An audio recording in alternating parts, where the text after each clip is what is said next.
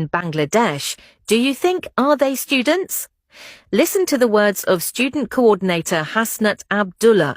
He is a leader of terrorist of Jamati Islami Chatro Shibir and goons of Dhaka University. Hizbut Tahrir militant and goons Hasnat Abdullah in Dhaka University publicly is giving instructions to kill the leaders of Awami League, including Jahangir Alam and Mozammel Haqi, aside the students and youth supporters and leaders.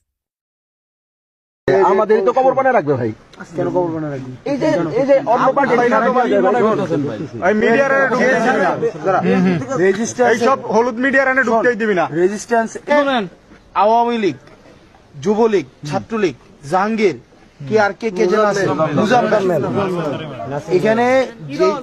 এখানে যে mob মানে mob মারানি যে বলবে যে mob justice এটা ঠিক